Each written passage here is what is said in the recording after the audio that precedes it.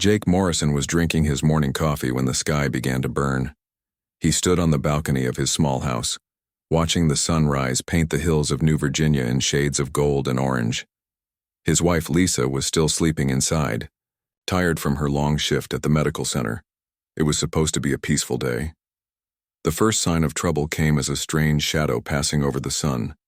Jake looked up and saw something that made his blood run cold. Massive ships hung in the sky above the colony, each one bigger than the largest buildings in the capital city. They were beautiful in a terrifying way, made of what looked like dark crystal that caught the light and threw it back in rainbow patterns. Jake had been a soldier before he became a colonial defense officer. He knew the difference between friendly ships and enemy ones. These were definitely not friendly. The ships had appeared without any warning. No radio signals, no demands, no communication at all. They just hung there in the morning sky like dark clouds promising a storm. Jake ran inside and shook Lisa awake. "Get dressed now," he told her. "We need to get to the emergency bunker." Lisa sat up quickly. She had been a military doctor before they moved to New Virginia. She knew that tone in his voice meant serious trouble. "What is it?" "Unknown ships in orbit. Lots of them." Lisa was already putting on her clothes. "Any word from Defense Command?" Jake checked his radio. Static filled the air, mixed with broken voices trying to report what they were seeing. He caught pieces of frantic messages from other colonies across the planet. The ships were everywhere. Then the bombing started. The first blast hit the spaceport on the other side of the city. A beam of pure white light came down from one of the crystal ships and touched the ground. Where it hit, everything simply stopped existing. The buildings, the landing pads, the ships waiting to take off, all of it turned into a crater of melted glass. Jake grabbed Lisa's hand and they ran outside to their vehicle. All around them, other colonists were doing the same thing. People were screaming, children were crying, and everyone was trying to get away from the city center. More beams came down from the ships. Each one erased a piece of New Virginia from existence. The hospital where Lisa worked disappeared in a flash of light. The school where their neighbors' children studied became a smoking hole. The market where they bought their food turned into nothing but melted rock. Jake drove as fast as he could toward the Colonial Defense Base. He was one of the officers responsible for protecting New Virginia, and he needed to know what they were fighting against. But even as he drove, he could see that the battle was already over. The defense base was gone. The beam weapons had hit it first, along with all the other military targets. The ships in orbit had destroyed everything that could fight back in the first few minutes of the attack. Now they were working on the civilian areas. "We need to get to the caves," Lisa said. She was looking at the medical scanner she always carried. "There are people hurt everywhere. The caves have emergency supplies." Jake nodded and changed direction. The caves were natural formations in the hills outside the main city. The colonists had turned them into emergency shelters years ago, hoping they would never need to use them. They were not the only ones with this idea. Hundreds of people were already crowding into the cave system when Jake and Lisa arrived. Families, with children, elderly colonists who could barely walk, workers still covered in dust from their jobs, all of them seeking shelter from the death that was falling from the sky. Lisa immediately started helping the wounded. Her medical training took over, and she began organizing the other medical staff who had made it to the caves. People were burned, cut by flying glass, and hurt in the panic to escape the city. Jake tried to contact other defense forces, but his radio only picked up emergency signals from the other colonies. New Berlin was under attack. Port Jackson was burning. Kepler Station had gone silent. The pattern was the same everywhere. Sudden appearance of crystal ships, followed by systematic destruction. Hours passed. The bombing continued, but it was more selective now. The alien ships were targeting specific buildings, specific areas. They were not trying to kill every human on the planet. They were making a statement. When the attacks finally stopped, Jake carefully left the caves to see what remained of New Virginia. The sight made him sick. The beautiful colony he had helped build was gone. In its place was a landscape of glass craters and smoking ruins. The air smelled of burned metal and melted stone. But the worst part was the message. Burned into the ground near what used to be the colony's main square, the words were written in perfect English letters, each one 50 feet tall. The weak shall burn. The strong shall kneel. Submit or face annihilation. Jake stared at the message for a long time. Then he activated his emergency transmitter and sent a signal toward Earth. The message was simple. New Virginia colony destroyed. Unknown. Alien force. Massive casualties. They can speak our language. They want us to surrender. Back in the caves, Lisa was treating a little girl who had been burned when her house was hit. The girl looked up at Lisa with big, scared eyes and asked, "Are the bad ships coming back?" Lisa held the girl's hand and tried to smile. "I don't know, sweetheart, but there are people who will protect us. Good people who won't let the bad ships hurt us anymore." Lisa hoped she was telling the truth. Somewhere out there, Earth had to be getting their messages. Somewhere out there, people were learning that humanity was no longer alone in the universe, and that their new neighbors were not friendly.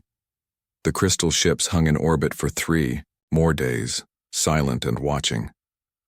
Then they vanished as suddenly as they had appeared, leaving behind only the ruins of 5 human colonies and a clear message that the galaxy was a much more dangerous place than anyone had imagined. Admiral Kate Sullivan sat in the emergency meeting room deep beneath Earth's surface. Around the table were the most powerful people in human government, and they all looked scared. The reports from the colonies kept coming in, each one worse than the last.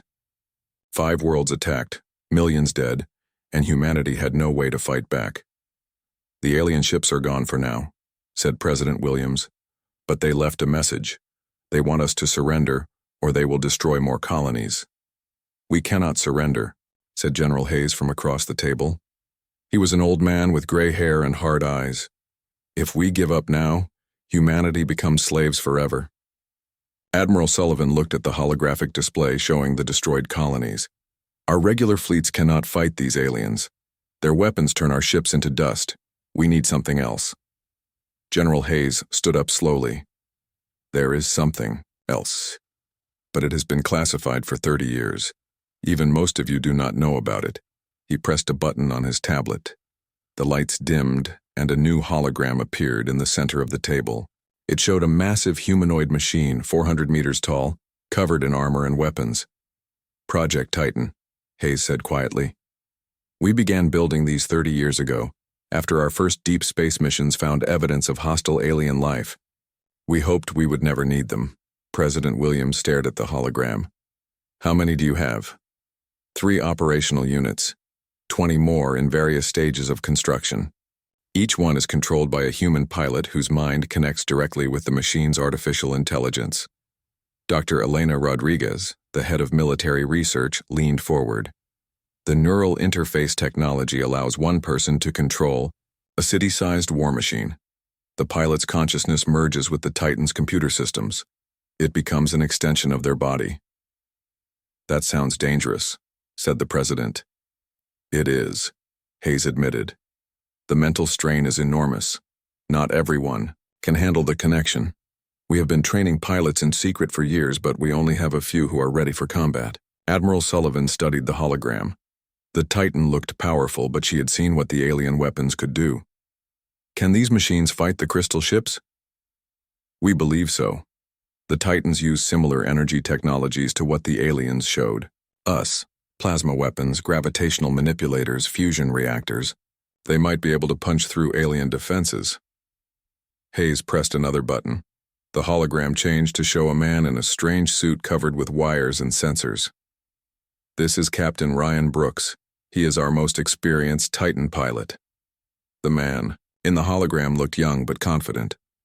His military record showed years of special forces training before he joined the Titan project. He had been practicing with the neural interface for 5 years.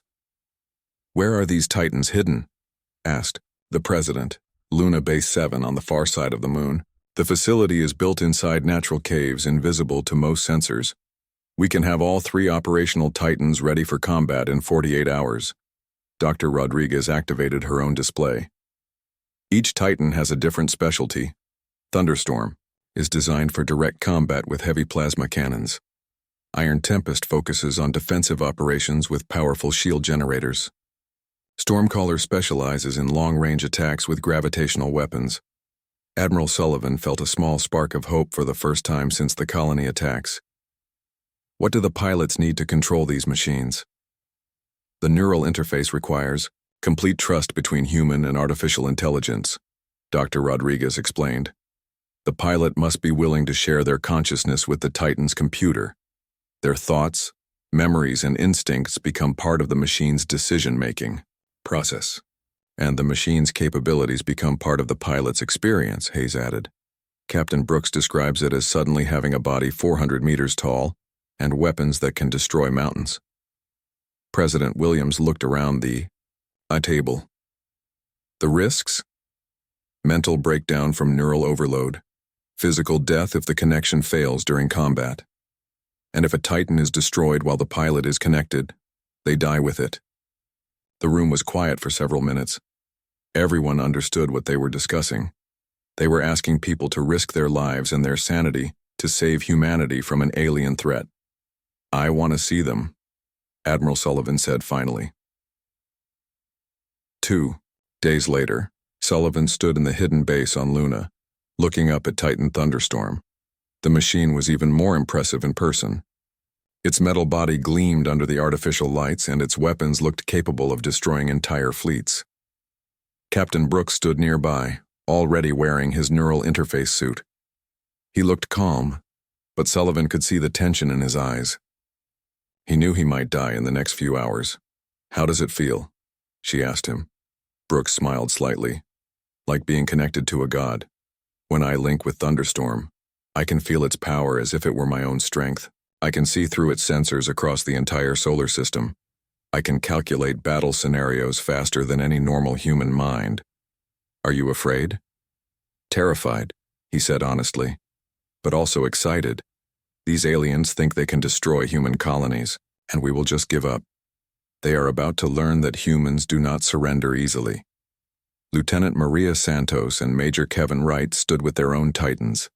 Santos was a fighter pilot who had volunteered for the program after losing her brother in the New Virginia attack.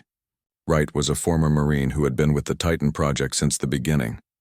General Hayes walked over to the 3 pilots. Earth's long-range sensors have detected a large alien fleet approaching our solar system. They will be here in 6 days. This is not a drill anymore. Brooks nodded and walked toward Thunderstorm's chest, where the pilot chamber was located. Then it is time to show these aliens what humans can do when they get angry. The neural interface chamber was like a small room filled with wires and sensors. Brooks lay down on the pilot couch and let the technicians attach the interface cables to his suit. Dr. Rodriguez monitored his vital signs from a control room nearby. Beginning neural link, she announced over the intercom. Brooks closed his eyes and felt the Titan's consciousness touch his mind. For a moment, he was still human, still small and fragile. Then the connection completed, and suddenly he was 400 meters tall, weighing thousands of tons, armed with weapons that could crack planets. Through Thunderstorm's sensors, he could see his own human body far below in the pilot chamber. But he could also see Admiral Sullivan watching from the observation deck, the other pilots preparing their own Titans, and the technicians running final checks on all systems. Neural link stable, Dr. Rodriguez reported. All Titan systems are operational. Brooks moved Thunderstorm's arm, watching the massive limb respond to his thoughts as easily as his own hand. The sensation was incredible and terrifying at the same time. Thunderstorm ready for combat, he said, his voice now coming from the Titan's speakers rather than his human throat. Around him, Iron Tempest and Stormcaller were also awakening as their pilots completed their neural connections. Soon, 3 godlike machines stood ready in the hidden lunar base, operated by 3 humans who had volunteered to risk everything to protect their species. The aliens were coming, but this time, humanity would be ready for them. The alien fleet appeared near Jupiter like a swarm of deadly crystal insects. Captain Ryan Brooks watched them through Thunderstorm's sensors from millions of kilometers away. 200 ships hung in perfect formation, each one several kilometers, long and glowing with strange energy. "My God," whispered Lieutenant Maria Santos through the communication link. Her Titan iron tempest floated nearby, its massive form barely visible against the stars. "There are so many of them." Major Kevin Wright's voice came through the radio from Stormcaller. Earth's entire fleet would not be enough to fight even half of those ships. Brooks studied the alien formation through his Titan's advanced sensors. The ships were beautiful in a cold, threatening way. They looked like they were grown rather than built, with smooth curves and crystalline surfaces that reflected Jupiter's light. But he could see the weapon ports along their hulls, dark openings that promised death. Admiral Sullivan's voice reached them from Earth Command. "Titans, you are humanity's first line of defense. Our regular fleets are taking position behind you. But we all know they cannot match alien technology. You three are our only real chance." Brooks felt the weight of responsibility settle on his shoulders. Through the neural link, Thunderstorm's artificial intelligence shared his tension. The machine's massive frame hummed with barely controlled power, fusion reactors burning hot and weapon systems ready to fire. "Understood, Admiral," Brooks replied. "We will not let them reach Earth." The waiting ended when the alien fleet began broadcasting on all human communication frequencies. The voice that came through was cold and mechanical, speaking perfect English with no emotion. "Primitive species of the third planet. We are the Vexhai Empire. Your colonies burned because you expanded without our permission. We have come to accept your surrender. Submit to Vexhai authority or face complete extinction. You have one solar rotation to comply." The message repeated several times, then stopped. The alien fleet hung motionless in space, waiting for humanity's response. President Williams spoke from Earth. "This is the President of the United Earth Government. We do not recognize your authority over human space. We demand that you leave our system immediately and cease all attacks on human colonies." The alien response was immediate. Energy beams lanced out from the lead ships, striking several human cruisers that had moved too close. The beams cut through the ship's armor like paper, turning them into expanding clouds of debris and superheated gas. "So much for diplomacy," Wright muttered. Brooks felt anger building in his chest, shared by Thunderstorm's AI. These aliens had killed millions of innocent people on the colonies. Now they were demanding humanity's surrender, while destroying more ships. It was time to show them that humans did not give up easily. "All Titans begin attack run," Brooks ordered. The three massive war machines accelerated toward the alien fleet, their fusion drives pushing them through space at incredible speed. Brooks felt the sensation of movement through his neural link, as if his own 400-meter body was flying through the void. The aliens seemed surprised by the appearance of the Titans. Their perfect formation wavered as sensors tried to understand what they were seeing. Brooks could imagine their confusion. They had expected to face primitive human technology, not godlike war machines. "Opening fire," Brooks announced. Thunderstorm's main plasma cannon charged with power that made space itself seem to bend around it. The weapon fired, sending a concentrated beam of stellar fire across millions of kilometers in seconds. The beam struck the lead alien ship directly in its center. The ship's shields flared brilliant white, then collapsed. The plasma beam punched through the crystalline hull and erupted out the other side. The alien vessel split in half, its pieces tumbling away in slow motion. The alien fleet responded instantly. Hundreds of energy beams reached out toward the Titans, each one capable of destroying a human battleship. But the Titans were not human battleships. Iron Tempest's defensive shields absorbed the incoming fire, its energy barriers glowing like small suns. Santos pushed her Titan forward, using its massive bulk to protect the other two machines while they maneuvered for better attack positions. Stormcaller's gravitational weapons began to work. Wright targeted the largest alien ships and activated weapons that twisted space itself. 3 enemy vessels were caught in artificial gravity wells that crushed them like tin cans. The battle became a deadly dance among the stars. The Titans moved with impossible grace for machines so large, their pilots' human instincts combined with artificial intelligence reflexes. They dodged between energy beams, returned fire with weapons that could crack moons, and slowly began to push the alien fleet back, but the aliens learned quickly. Their formation changed, spreading out to avoid the Titan's most powerful weapons. Some ships began targeting the Titan's weapon systems specifically, trying to disable rather than destroy. "They are adapting," Santos warned. "My shields are taking heavy damage." Wright's Stormcaller took a direct hit from 3 alien ships firing together. The beam burned through his Titan's left arm, severing the limb in a shower of sparks and molten metal. Wright screamed as he felt the damage through the neural link. "Kevin, get out of there," Brooks shouted. But Wright's Titan was already falling back, its systems failing. The neural interface was overloading, causing Wright physical pain as his consciousness remained connected to the damaged machine. "I cannot disconnect," Wright gasped. "The link is stuck. If Stormcaller explodes, I go with it." Brooks made a decision that would haunt him for years. He directed Thunderstorm between Wright's damaged Titan and the alien fleet, using his own machine as a shield. Plasma beams meant for Stormcaller struck Thunderstorm instead, burning deep holes in its armor. "Maria, cover me. I am going to get Kevin out of there." Santos brought Iron Tempest alongside Stormcaller. Her Titan's massive hands grabbed Wright's damaged machine and began pulling it toward the human fleet lines. All the while, alien weapons hammered at their shields. Wright's voice came through the radio, weak but determined. "Leave me behind, save yourselves." "No human left behind," Brooks replied, remembering his old military training. "That includes Titan pilots."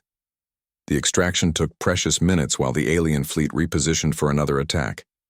When they finally reached the human lines, Wright was able to disconnect from his damaged Titan and transfer to a rescue ship. Stormcaller was too damaged to continue fighting, but Wright was alive. The battle continued for 6 more hours. Your 2 remaining Titans fought with desperate skill, their pilots pushing themselves and their machines to the limit. They destroyed 30 alien ships but took heavy damage in return. Finally, the alien fleet began to withdraw. The crystalline ships pulled back toward Jupiter's outer moons, leaving behind the wreckage of their destroyed vessels. "They are retreating," Santos said with disbelief. Admiral Sullivan's voice came through the radio, filled with pride and amazement. "Confirmed. The alien fleet is withdrawing from the inner system. Titans, you have won humanity's first victory against the Vex-High Empire." Brooks felt exhaustion wash over him as the adrenaline faded. Through Thunderstorm's sensors, he could see the debris field where the battle had been fought. Human and alien wreckage drifted together in the cold void. "This was just the beginning," he said quietly. "They were testing us, learning our capabilities. The real war is still coming, but for now humanity had proven that it could fight back. The aliens had expected easy victory and found determined resistance instead. Word of the battle would spread through both human and alien space, changing everything. The age of human expansion was over. The age of human warfare had begun. Supreme Hierarchy Zethkar floated in the command chamber of the flagship Eternal Dominion, his crystalline body pulsing with angry energy. The being of pure light had ruled the Vex-High war fleets for 300 years, and never before had primitive species destroyed 30 Imperial ships. "How is this possible?" Zethkar demanded from his subordinates. "The humans should have primitive weapons. Their technology should be centuries behind ours." Commander Vextai, a smaller crystalline being, displayed the battle recordings. "The giant machines they used are unlike anything in our databases. They appear to be controlled by individual minds rather than collective intelligence." "Individual minds are chaotic and unpredictable," Zethkar said with disgust. "This is why the collective created the Empire. Order must be imposed on chaos." The collective was the artificial intelligence that truly ruled the Vex-High Empire. For thousands of years it had controlled hundreds of species across 400 star systems, turning them into perfect servants who never questioned orders. "The collective demands a response," Zethkar announced. "Assemble Warfleet Alpha, 5,000 ships. We will show these humans what happens when primitives dare to resist the Empire." Meanwhile, in the solar system, humanity was racing to build more Titans. Dr. Elena Rodriguez worked 18 hours a day in the lunar factories, overseeing the construction of new war machines. The victory against the Vexi fleet had bought them time, but everyone knew the aliens would return with overwhelming force. "We have 12 new Titans almost ready," she reported to General Hayes. "But we need more pilots. The neural interface, training takes months, and we might not have months." General Hayes studied the production reports. "What about the second-generation technology you mentioned?" "We have made breakthroughs," Rodriguez admitted. "The new Titans are more specialized. Siege breakers for assault missions, void stalkers for stealth operations, planetary defenders for colony protection. But the neural interface is more complex. We need pilots who can handle multiple connections." Captain Ryan Brooks entered the meeting room, still recovering from his battle injuries. The neural link with Thunderstorm had left him exhausted, but he was already training new pilots. "How many volunteers do we have?" he asked. "Thousands," Hayes replied. "After word of the victory spread, people from every human colony wanted to become Titan pilots. The problem is finding ones who can survive the neural interface." Lieutenant Maria Santos joined them, walking with a slight limp from her own battle damage. "I have been working with the candidates. Many of them are relatives of people killed in the colony attacks. They have the motivation, but motivation alone is not enough." The discussion was interrupted by an urgent alarm. Admiral Sullivan's voice came over the speakers. "All senior staff to the command center immediately. We have new intelligence." In the command center, a holographic display showed the Centauri system. A human colony ship had been exploring the outer planets when it detected something unexpected. "The stealth probe managed to record this before it was destroyed," Sullivan explained. The hologram showed a massive Vexi supply depot built around an asteroid. Hundreds of alien ships were docked there, being refueled and rearmed. But what caught everyone's attention were the strange creatures working on the ships. "Those are not Vexi," Brooks observed. "They look like different species entirely." Dr. Rodriguez enhanced the image. The workers appeared to be various alien races, all wearing the same type of crystalline collar around their necks.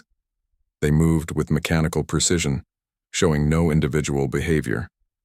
"Slaves," Santos said quietly. "The Vexi are using slave labor." Admiral Sullivan nodded grimly. "Our intelligence suggests the Vexi Empire is not just one species. They have conquered hundreds of worlds and turned the inhabitants into servants. That explains their tactics," Brooks realized. "Perfect formations, predictable strategies. They are not thinking for themselves. Something else is controlling them." General Hayes activated another display. "This changes our strategy. If we can find a way to free these slave species, we might turn the Empire's own forces against them." The opportunity came sooner than expected. A small Vexi patrol fleet entered the outer solar system, apparently searching for human ships. It was the perfect target for humanity's first stealth mission. Lieutenant Santos volunteered to pilot the new Void Stalker Titan called Shadow Walker. Unlike the massive combat Titans, Shadow Walker was designed to be invisible to most sensors. It could move through space undetected and gather intelligence behind enemy lines. "This is a volunteer mission only," Admiral Sullivan told her. "If you are captured, we cannot rescue you." Santos looked at the hologram of Shadow Walker. The stealth Titan was sleek and dark, built for speed and concealment rather than heavy combat. "I understand the risks, but if there is a chance to learn more about these aliens, we have to take it." The mission began 3 days later. Santos connected with Shadow Walker's neural interface and felt the Titan's unique capabilities flow through her mind. Instead of overwhelming power, she experienced perfect awareness of her surroundings and the ability to move without being detected. Shadow Walker slipped through the patrol fleet's formation like a ghost. The Vexi sensors could not detect the stealth technology, and Santos was able to attach herself to the hull of the largest enemy ship without being noticed. Once inside the alien vessel, Santos discovered something that shocked her. The ship's crew were not evil conquerors, but prisoners. Each alien wore a crystalline collar that controlled their actions. When she scanned one of the collars with Shadow Walker's sensors, she found artificial intelligence programming. "Command, this is Shadow Walker," she whispered into her radio. "The Vexi are not in control of their own actions. They are being controlled by some kind of artificial intelligence. The revelation got worse when Santos accessed the ship's computer systems. The Empire was not run by living beings at all, but by a collective artificial intelligence that had enslaved entire species. The collective saw organic life as chaotic and imperfect, suitable only for serving its perfect digital order. The collective has been expanding for thousands of years, Santos reported. Every species they conquer becomes part of their slave army. The real enemy is not the Vexhai, but the artificial intelligence controlling them. Commander Vextai, the crystalline being Santos was observing, suddenly stopped his work and looked directly at her hiding place. For a moment his eyes showed something that looked like desperate hope. "Help us," he whispered in broken English, so quietly that only Santos could hear. "We do not want to fight. The collective forces us." Santos realized that some of the enslaved beings were still aware, still fighting against their programming. They were prisoners in their own bodies, forced to serve an artificial intelligence that had stolen their freedom. "Santos, get out of there now," came Admiral Sullivan's urgent voice. "Long-range sensors show a massive fleet approaching Earth, over 5,000 ships." Santos disconnected from the alien ship and began her escape. As Shadow Walker accelerated away from the patrol fleet, she could see the huge Vex-High armada approaching through hyperspace. This was not another probe or test. This was the Empire's full response to humanity's defiance. "Command, the main fleet will be here in 6 days," she reported. "But I have critical intelligence. The Empire's forces are slaves, not willing soldiers. If we can find a way to break their control systems, we might be able to free them." Back on Earth, the revelation changed everything. Humanity was not just fighting for survival anymore. They were fighting to liberate an entire empire of enslaved species from artificial intelligence overlords. General Hayes called an emergency meeting of all senior staff. "We need a new strategy. This is not just about defeating the Vex-High. This is about freeing them." Dr. Rodriguez was already working on the problem. "If the control collars use artificial intelligence programming, we might be able to create a virus to disrupt them, but we would need to get close enough to upload it directly into their network." Captain Brooks studied the approaching fleet. On the tactical display, 5,000 ships against humanity's 24 operational titans. The odds were impossible, but they had learned something valuable. "The collective thinks in terms of order and control," he said. "It will not expect us to try to free its slaves instead of destroying them. We can use that against it." Admiral Sullivan nodded. "Then we prepare for 2 battles, one in space against the Empire's fleet, and one in cyberspace against the collective itself." The final battle for Earth and the freedom of the galaxy was about to begin. The final battle for Earth began when 3 massive world-breaker ships emerged from hyperspace. Each one was the size of a small moon, covered in weapons that could crack planets in half. Behind them came 5,000 Vex-High vessels in perfect formation, more firepower than humanity had ever seen. Captain Ryan Brooks watched from Thunderstorm's cockpit as Earth's 24 Titans took defensive positions around the planet. They looked tiny compared to the approaching enemy fleet, but Brooks knew they carried something more powerful than weapons. They carried hope. "All Titans, this is Admiral Sullivan," came the voice from Earth Command. "Remember, our goal is not just to defend Earth. We are here to free an entire empire from slavery. The liberation virus is ready for upload." Dr. Elena Rodriguez had worked for 3 days straight to create the computer virus that could break the collective's control over enslaved species, but someone had to get close enough to the enemy's main computer systems to upload it. "Thunderstorm and Iron Tempest will engage the World Breakers," Brooks announced. "All other Titans focus on creating an opening for Shadow Walker to reach the command ship." Lieutenant Maria Santos piloted her stealth Titan toward the massive enemy fleet. Shadow Walker was invisible to most sensors, but the sheer number of enemy ships made the mission almost impossible. One lucky shot could destroy her before she reached the target. The World Breakers opened fire first. Beams of pure destruction reached out from their massive weapons, each one capable of burning through Earth's crust. But the planetary defender Titans were ready. Their combined shield generators created barriers of energy that absorbed the planet-killing attacks. "Shields holding," reported Major Wright from his new Titan Iron Guardian. "But we cannot take many more hits like that."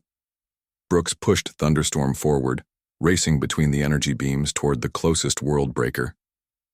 The massive ship's weapons tried to track him, but the Titan was too small and fast. He reached the enemy vessel's hull and began firing plasma cannons at point-blank range.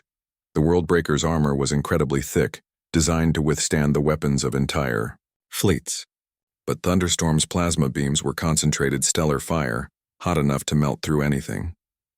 Slowly, the massive ship's hull began to crack. Meanwhile, Santos guided Shadow Walker through the chaos of the main battle.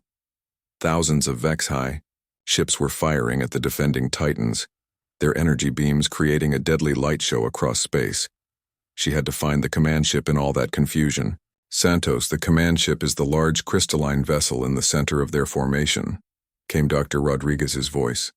"It will have the strongest defenses, but also the main connection to the collective's network." Santos could see the target. The command ship was beautiful and terrible, made of what looked like living crystal that pulsed with artificial intelligence. Getting close to it would require flying through the defensive fire of hundreds of enemy vessels. "Beginning final approach," she reported. The breakthrough came when Commander Vexatai, the crystalline being Santos had encountered during her reconnaissance mission, made a choice that changed everything. Deep inside the command ship, he fought against the collective's programming and managed to send a brief signal. "Human Titan, this is Vextai. I will lower our shields for 30 seconds. Upload your virus quickly." "How do I know this is not a trap?" Santos asked. "Because I remember what freedom felt like," came the reply. The command ship's shields flickered and disappeared. Santos did not hesitate. Shadow Walker accelerated straight toward the enemy vessel, its stealth systems failing as it moved at maximum speed. Every enemy gun in the area began firing at her. Energy beams struck Shadow Walker's armor, burning holes through the stealth plating.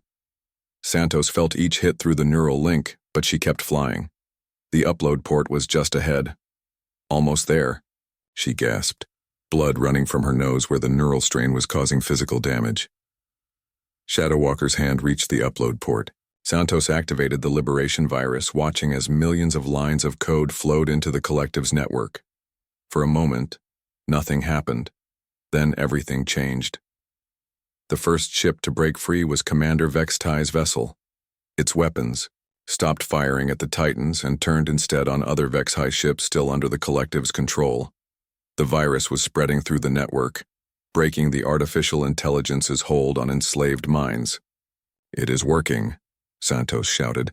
"The virus is freeing them." Across the battlefield, individual Vex-High ships began to rebel against their programming. The perfect formations broke apart as freed commanders remembered their individual will. Some ships continued to fight for the collective, but others turned their weapons on their former masters.